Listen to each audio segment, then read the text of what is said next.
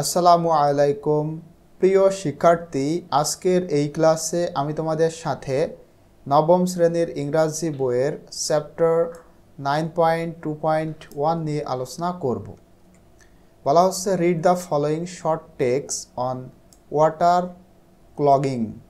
আচ্ছা, water clogging মানে পানি জমে থাকা, মানে জলাবদ্ধ, যেখানে পানি এক জায়গায় জমে রয়েছে এমন। তো এইটার উপর একটা শর্ট টেক্সট মানে ছোট টেক্সট রয়েছে, সেইটা পড়তে বলা হচ্ছে। দেন ইন পেয়ার্স অর গ্রুপস, এরপরে জোড়ায় অথবা দলে ফাইন্ড আউট খুঁজতে হবে হোয়াই ইট অকার্স।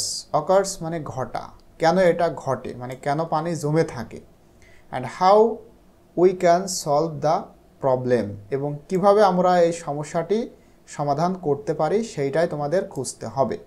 মানে এই যে দেখো না, বিভিন্ন জায়গায় পানি জমে থাকে, এটা কেন হয় এবং এইটার সমাধান।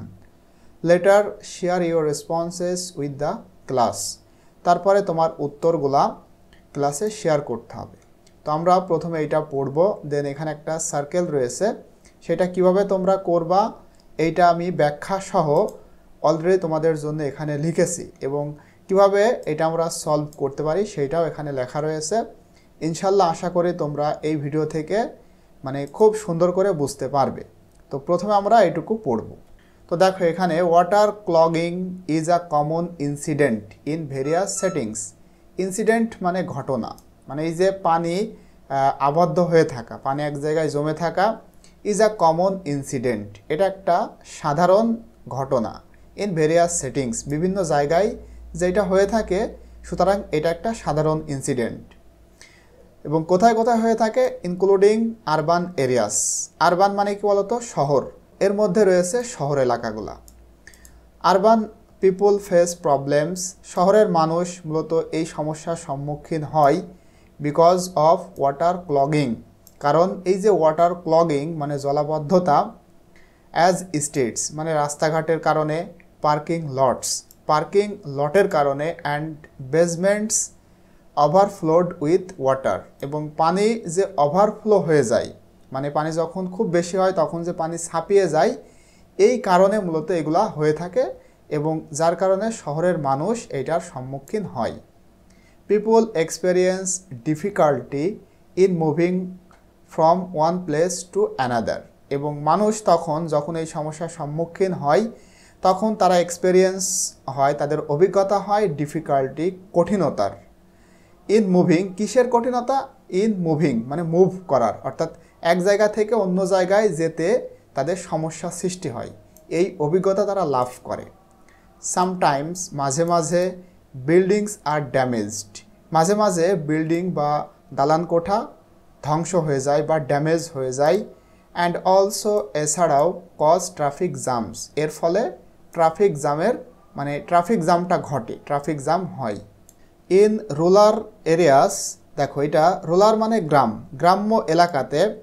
It has an impact on cultivation, এইটার ইম্প্যাক্ট বা প্রভাব পড়ে অন কাল্টিভেশন চাষবাসের ওপরে, মানে চাষাবাদের ওপরে গ্রাম এলাকায় এটার প্রভাব পড়ে।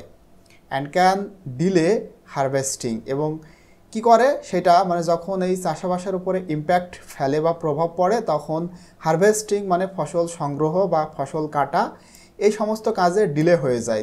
ডিলে মানে দেরি হয়ে যায়। হুইচ মে অ্যাফেক্ট ফার্মার্স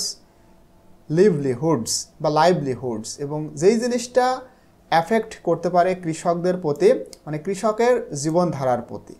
ঠিক আছে, তো এইটা আশা করি আমরা বুঝতে পেরেছি। এখন দেখো বলা হচ্ছে you can use the following diagram to list the causes of water clogging. Water clogging বা জলাবদ্ধতার কারণ তুমি লিস্ট করতে পারো, এখানে একটা ডায়াগ্রাম রয়েছে সেইটা অনুসরণ করে বা সেইটা ব্যবহার করে। One is done for you, একটা তোমার জন্য করে দেওয়া রয়েছে, মানে এই যে পানি জলাবদ্ধতা, ঠিক আছে, মানে পানি জমে থাকা বা জলাবদ্ধতা, এটার কারণ কি হতে পারে এখানে দেখো রয়েছে।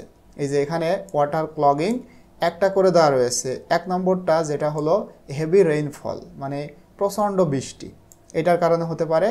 বাকিগুলো তোমাদের লিখতে হবে, আমি দেখো অলরেডি তোমাদের জন্য এটা লিখে দিয়েছি।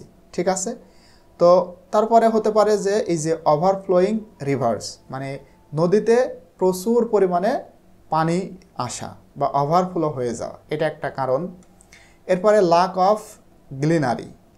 অফ গ্লিনারির বা সবুজতার অভাব, এটা একটা কিন্তু কারণ।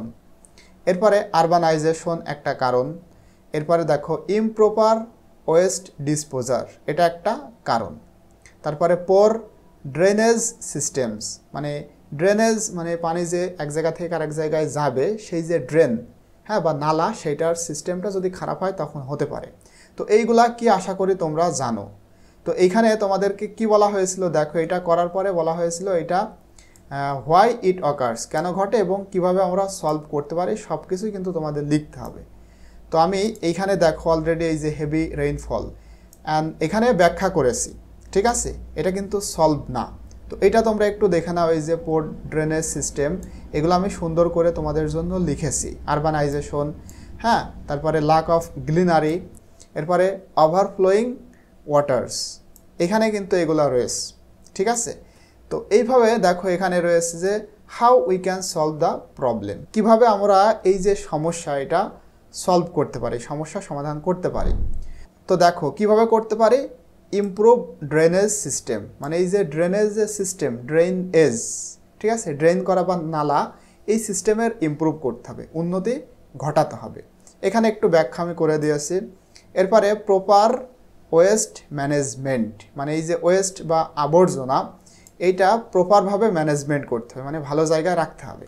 এরপরে ক্রিয়েট মোর গ্রিন স্পেস, মানে কি বলতো, বেশি বেশি গাছপালা লাগানোর জন্য জায়গা তৈরি করা। এরপরে বিল্ড বেটার ইনফ্রাস্ট্রাকচার, তো এইটা দেখো ডিজাইন সিটিজ অ্যান্ড টাউনস, মানে এই যে শহর এবং শহরগুলা with proper waste flow in mind, মানে সঠিকভাবে যেন পানি প্রবাহিত হতে পারে সেইটা মাথায় রেখে শহর এলাকাটা ডিজাইন করতে, ইনক্লুডিং ফ্লোড রেসিস্ট্যান্ট বিল্ডিংস, ঠিক আছে, এইভাবে কিন্তু আমাদের কাজটা করতে হবে।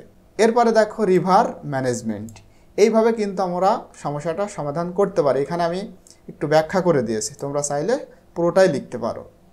তো আশা করি তোমরা এটা বুঝতে পেরেছো। ইনশাল্লাহ নেক্সট ভিডিওতে আমি তোমাদের সাথে 9.2.2 নিয়ে আলোচনা করব। টিল দেন আল্লাহ হাফেজ।